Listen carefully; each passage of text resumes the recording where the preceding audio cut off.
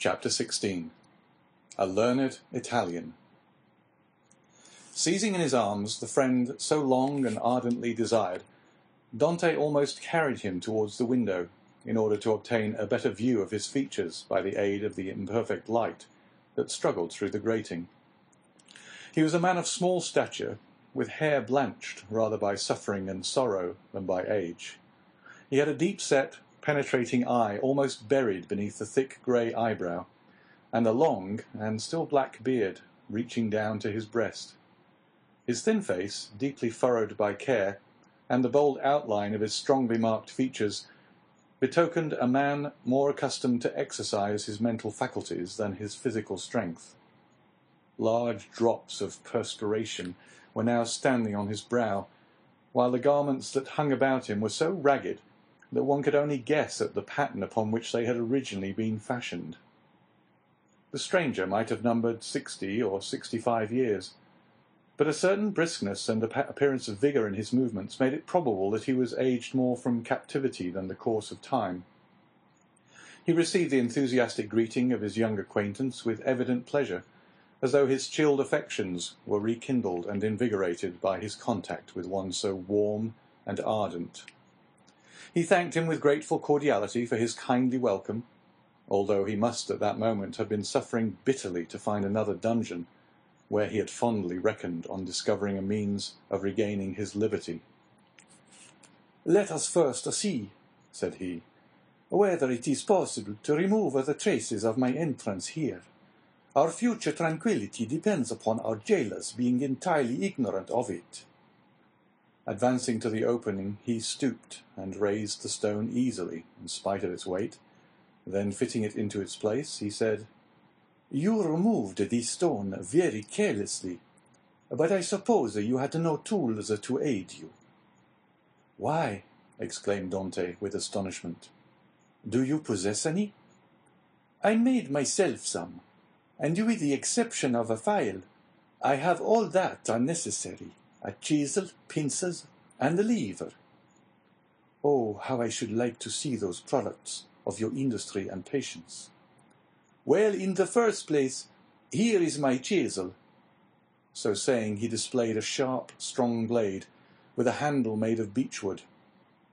"And with what did you contrive to make that?" inquired Dante. "With one of the clamps of my bedstead, and this very tool has sufficed me to hollow out the road by which I came hither, a distance of about 50 feet. 50 feet, responded Dante, almost terrified. "Do not speak so loud, young man. Don't speak so loud.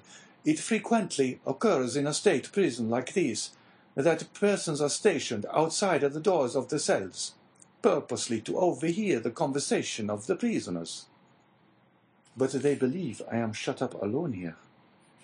"That makes no difference." "And you say that you dug your way a distance of 50 feet to get here?" "I do. That is about the distance that separates your chamber from mine. Only, unfortunately, I did not curve right, for want of the necessary geometrical instruments to calculate my scale of proportion.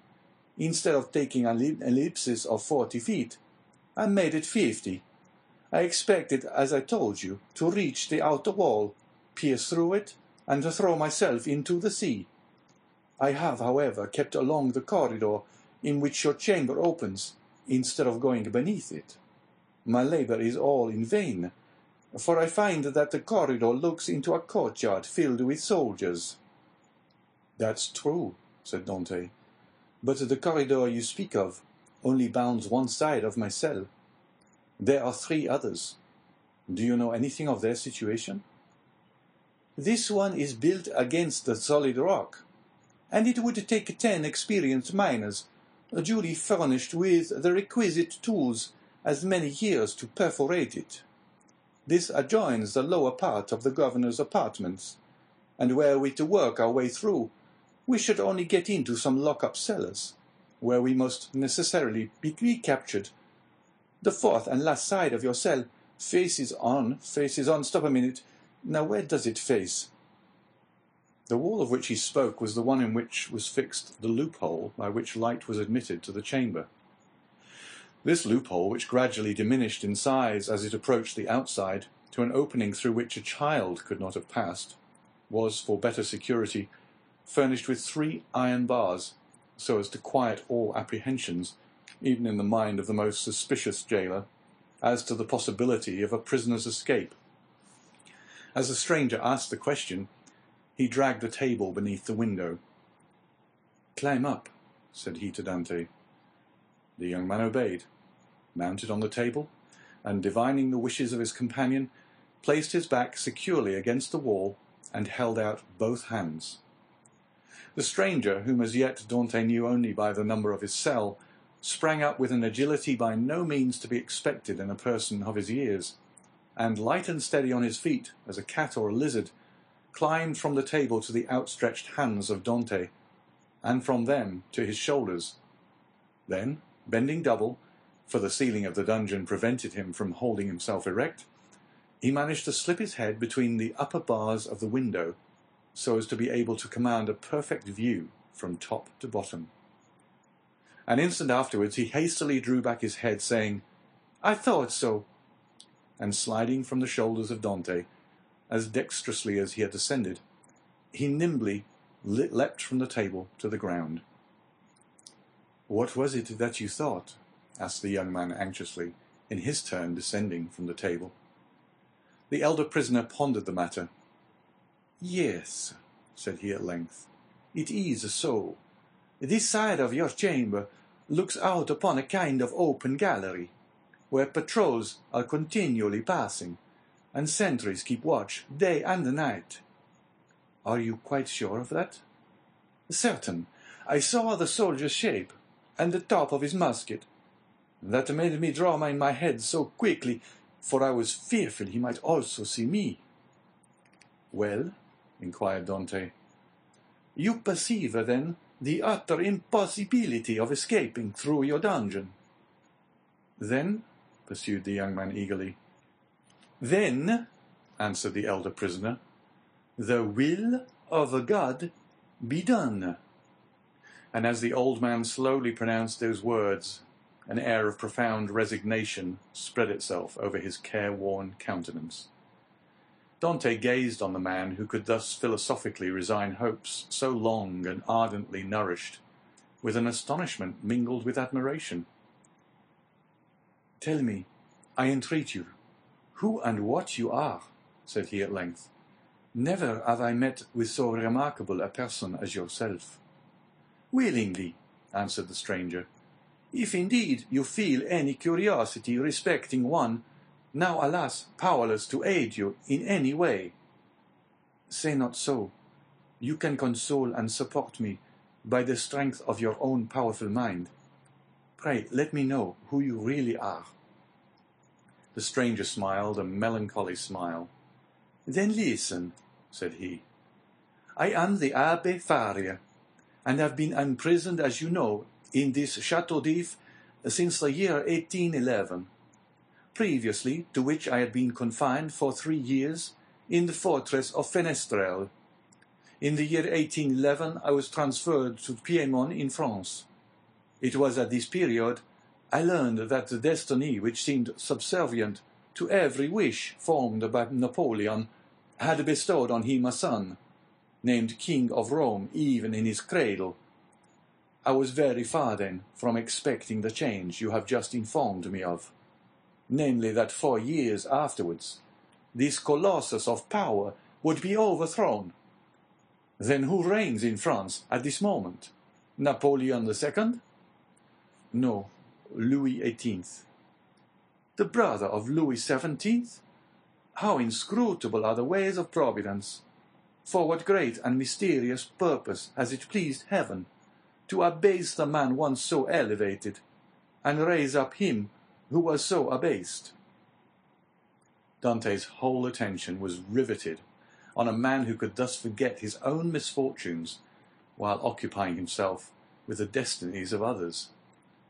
"Yes, yes," continued he, "it will be the same as it was in England. After Charles I, Cromwell. After Cromwell, Charles II, and then James II, and then some son-in-law or relation, some Prince of Orange, a stadtholder who becomes a king, then new concessions to the people, then a constitution, then liberty. Ah, my friend, said the abbé, turning towards Dante and surveying him with the kindling gaze of a prophet, you are young. You will see all this come to pass. Probably, if ever I get out of prison. True, replied Faria. We are prisoners, but I forget this sometimes, and there are even moments when my mental vision transports me beyond these walls, and I fancy myself at liberty. But wherefore are you here? Because in 1807 I dreamed of the very plan Napoleon tried to realize in 1811. Because, like Machiavelli, I desired to alter the political face of Italy, and instead of allowing it to be split up into a quantity of petty principalities, each held by some weak or tyrannical ruler, I sought to form one large, compact, and powerful empire. And lastly, because I fancied I had found my Caesar Borgia in a crowned simpleton, who feigned to enter into my views only to betray me. It was the plan of Alexander VI and Clement VII. But it will never succeed now, for they attempted it fruitlessly, and Napoleon was unable to complete his work. Italy seems fated to misfortune. And the old man bowed his head. Dante could not understand a man risking his life for such matters. Napoleon certainly he knew something of, inasmuch as he had seen and spoken with him, but of Clement VII and Alexander VI he knew nothing. "Are you not," he asked, "the priest who here in Château d'If is generally thought to be ill?" "Mad, you mean, don't you?" "I did not like to say so," answered Dante, smiling.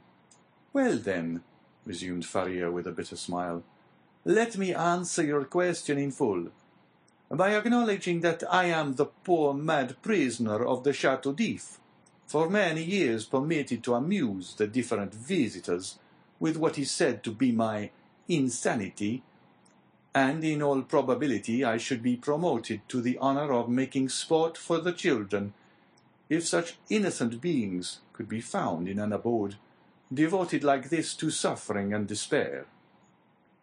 Dante remained for a short time mute and motionless. At length he said, "Then you abandon all hope of escape?" "I perceive its utter impossibility, and I consider it impious to attempt that which the Almighty evidently does not approve." "Nay, but do not be discouraged. Would it not be expecting too much to hope to succeed at your first attempt? Why not try to find an opening in another direction from that which has so unfortunately failed?"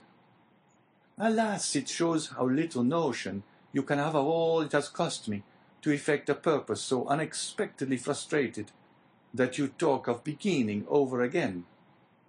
In the first place, I was 4 years making the tools I possess, and have been 2 years scraping and digging out earth hard as granite itself.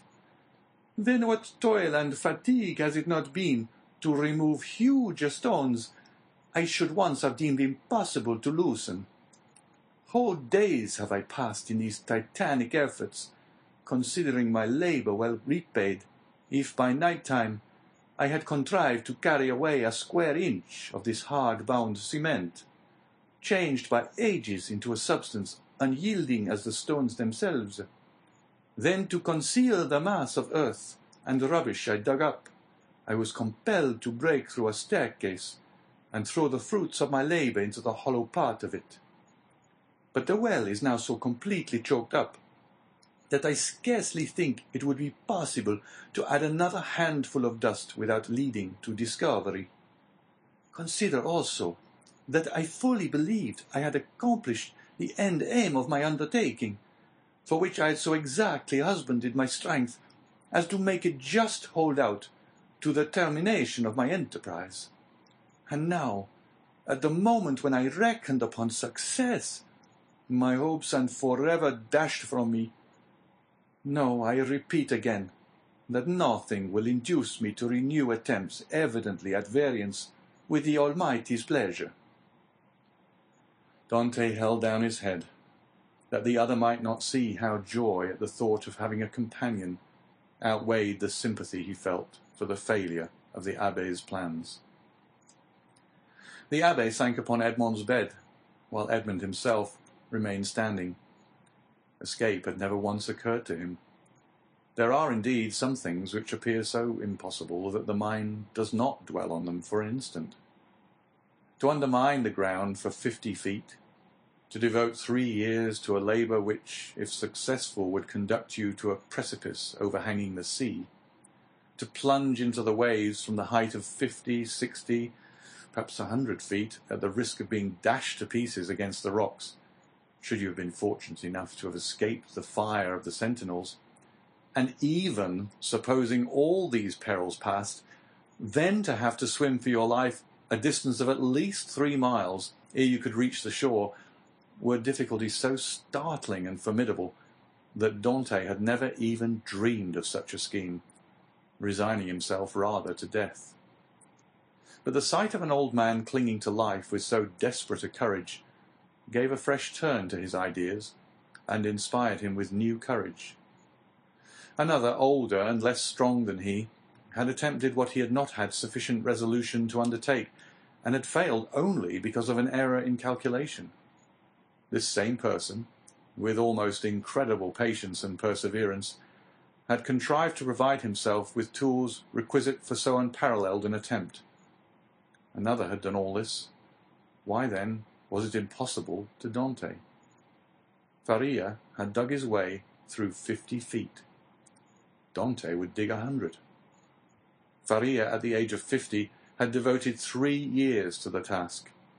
He, who was but half as old, would sacrifice 6. Faria, a priest and savant, had not shrunk from the idea of risking his life by trying to swim a distance of 3 miles to one of the islands, Dôme, Ratonneau, or Lumière. Should a hardy sailor, an experienced diver like himself, shrink from a similar task? Should he, who had so often, for mere amusement's sake, plunged to the bottom of the sea to fetch up the bright coral branch, hesitate to entertain the same project? He could do it in an hour. And how many times had he, for pure pastime, continued in the water for more than twice as long? At once, Dante resolved to follow the brave example of his energetic companion, and to remember that what has once been done may be done again. After continuing some time in profound meditation, the young man suddenly exclaimed, "I have found what you are in search of." Faria started. "Have you indeed?" cried he, raising his head with quick anxiety. "Pray, let me know what it is you have discovered." "The corridor through which you have bored your way from the cell you occupy here extends in the same direction as the outer gallery, does it not?" "It does." "And is not above 15 feet from it?" "About that." "Well then, I will tell you what we must do. We must pierce through the corridor by forming a side opening about the middle, as it were the top part of a cross. This time you will lay your plans more accurately. We shall get out into the gallery you have described, kill the sentinel who guards it, and make our escape. All we require to ensure success is courage, and that you possess, and strength which I am not deficient in. As for patience, you have abundantly proved yours. You shall now see me prove mine." "One instant, my dear friend," replied the abbé. "It is clear you do not understand the nature of the courage with which I am endowed, and what use I intend making of my strength.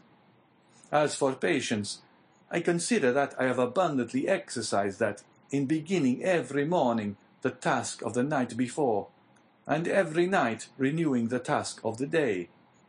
But then, a young man, and I pray of you to give me your full attention, then I thought I could not be doing anything displeasing to the Almighty in trying to set an innocent being at liberty, one who had committed no offense, and merited not condemnation.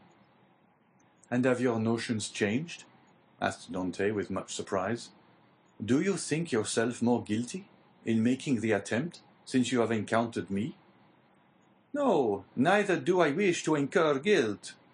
Hitherto I have fancied myself merely waging war against circumstances, not men. I have thought it no sin to bore through a wall or destroy a staircase, but I cannot so easily persuade myself to pierce a heart or take away a life. A slight movement of surprise escaped Dante. Is it possible, said he, that where your liberty is at stake, you can allow any such scruple to deter you from obtaining it? Tell me, replied Faria, what has hindered you from knocking down your jailer with a piece of wood torn from your bedstead, dressing yourself in his clothes, and endeavoring to escape? Simply the fact that the idea never occurred to me, answered Dante. Because, said the old man, the natural repugnance to the commission of such a crime prevented you from thinking of it. And so it ever is, because in simple and allowable things our natural instincts keep us from deviating from the strict line of duty. The tiger, whose nature teaches him to delight in shedding blood, needs but the sense of smell to show him when his prey is within his reach, and by following this instinct he is enabled to measure the leap necessary to permit him to spring on his victim. But man, on the contrary, loathes the idea of blood. It is not alone that the laws of social life inspire him with a shrinking dread of taking life. His natural construction and physiological formation. Dante was confused and silent at this explanation of the thoughts which had unconsciously been working in his mind, or rather soul, for there are two distinct sorts of ideas, those that proceed from the head and those that emanate from the heart. Since my imprisonment, said Faria, I have thought over all the most celebrated cases of escape on record. They have rarely been successful. Those that have been crowned with full success have been long meditated upon and carefully arranged, such, for instance, as the escape of the Duc de Beaufort from the Château de Vincennes, that of the Abbé de Beauquois from Fort-l'Évêque, of Latude from the Bastille. Then there are those for which chance sometimes affords opportunity, and those are the best of all. Let us therefore wait patiently for some favourable moment, and when it presents itself, profit by it. Ah, said Dante, you might well endure the tedious delay. You were constantly employed in the task you set yourself, and when weary with toil, you had your hopes to refresh and encourage you. I assure you, replied the old man, I did not turn to that source for recreation or support. What did you do then? I wrote or studied. Were you then permitted the use of pens, ink, and paper? Oh, no, answered the abbé. I had none but what I made for myself. You made paper, pens, and ink? Yes.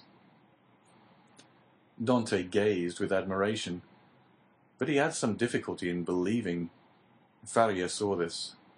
When you pay me a visit in my cell, my young friend, said he, I will show you an entire work, the fruits of the thoughts and reflections of my whole life, many of them meditated over in the shades of the Colosseum at Rome, at the foot of St. Mark's Column at Venice, and on the borders of the Arno at Florence, little imagining at the time that they would be arranged in order within the walls of the Château d'If. The work I speak of is called A Treatise on the Possibility of a General Monarchy in Italy, and will make one large quarto volume. And on what have you written all this?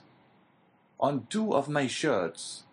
I invented a preparation that makes linen as smooth and as easy to write on as parchment. You are then a chemist? Somewhat. I know Lavoisier, and was the intimate friend of Cabanilles. But for such a work you must have needed books. Had you any? I had nearly 5,000 volumes in my library at Rome.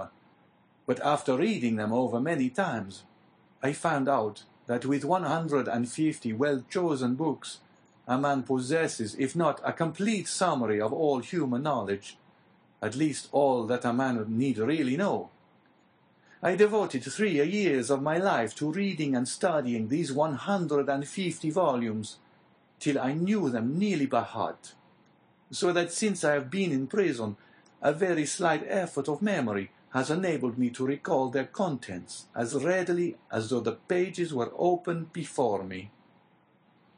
I could recite you the whole of Thucydides, Xenophon, Plutarch, Titus, Livius, Tacitus, Strada, Jonandes, Dante, Montaigne, Shakespeare, Spinoza, Machiavelli, and Bossuet. I name only the most important. You are doubtless acquainted with a variety of languages, so as to have been able to read all these.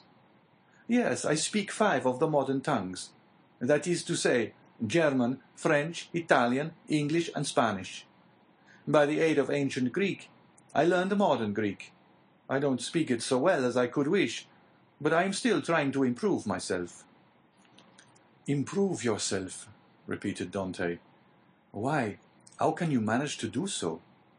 Why, I made a vocabulary of the words I knew, turned, returned, and arranged them, so as to enable me to express my thoughts through their medium.